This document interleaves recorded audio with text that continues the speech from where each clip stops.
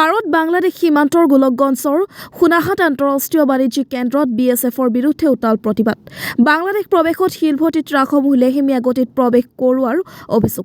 পূৰ্বতে বাংলাদেশত 200ৰো অধিক শিলভৰ্তি ট্ৰাক প্ৰৱেশ কৰিছিল। বৰ্তমান সীমান্ত সুৰক্ষা বাহিনীয়ে লেহেমীয়া গতিত চেকিং কৰাৰ ফলত 40ৰ পৰা 50খন শিলভৰ্তি ট্ৰাক প্ৰৱেশ কৰে। ফলত লোকচানৰ সন্মুখীন হ'বলগীয়া হৈছে ভাৰতীয় ব্যৱসায়ীসকল। তাৰোপৰি সোনাহাট আন্তঃৰাষ্ট্ৰীয় বাণিজ্যিক কেন্দ্ৰৰ পৰা ভাৰত চৰকাৰে নিম্ন হাৰত ৰাজহ আদায় কৰা পৰিলক্ষিত হৈছে।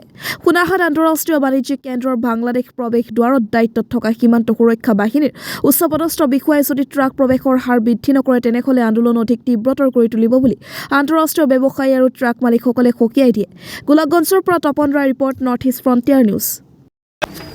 আজি আমি এক্সপোৰ্টাৰ প্লাছ ট্ৰাকৰ মালিকবিলাক প্ৰতিবাদ কৰাৰ কাৰণ এইটো যে আগত গাড়ী 150-200কৈ গৈছিল, এতিয়া BSFৰ নেগলিজেঞ্চি অফ ডিউটি, যাৰ কাৰণে ইহঁতে 1.5 মাহমান ধৰি গাড়ী 30খন 40খন এক্সপৰ্ট কৰি আছোঁ আমি। তাৰ ফলত আমাৰ গাড়ীবিলাকৰ মালিকৰো লছ, এক্সপৰ্টাৰবিলাকৰ লছ, ইভেন ইণ্ডিয়ান ইকনমিৰ লছ হৈ আছে, কাৰণ আমি ডলাৰ আনিব নোৱাৰোঁ।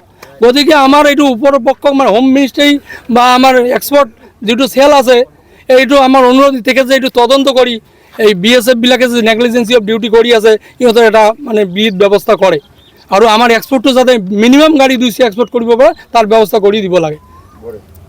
এতিয়া কেইখন কৰি গাড়ী যায়? এতিয়া গাড়ী দিনত 30-40খন কৰি গাড়ী যায়, আগত 200খন গৈছিল। কি এনেকুৱা হৈছে? কাৰণ এইটো BSFৰ নেগলিজেঞ্চি, সিহঁতে নাজানো, সিহঁতৰ টেকনিকেল কিবা থাকিব পাৰে ভিতৰত, কাৰণ ইমান BSF জৱান থকাৰ বেলেগ পৰ্টত 700-800 গাড়ী যায়, ইয়াত কিয় আমাৰ 200 গাড়ী নাযাব? আমাৰ মানুহবিলাক নাখাই মৰি আছে, ইণ্ডিয়া গভৰ্ণমেণ্টৰ লছ হৈ আছে, ইয়াৰ কাৰণে কোনে দায়ী? হু ৰেছপন্সিবল ফৰ দিছ? আমি এক্সপৰ্টাৰ আৰু গাড়ীৰ মালিকবিলাকে প্ৰচেছন কৰি আছোঁ। আমাৰ বহুত লছ হৈ আছে, ইণ্ডিয়া গভৰ্ণমেণ্ট চাব লাগিব এইটো, আৰু আমাৰ আসাম প্ৰশাসনে চাব লাগিব ৰাস্তা ঘাটটো যাতে ক্লিয়াৰ থাকে। এইটো আমাৰ অনুৰোধ মিডিয়াৰ প্ৰতি আৰু আমাৰ গভৰ্ণমেণ্টৰ প্ৰতি।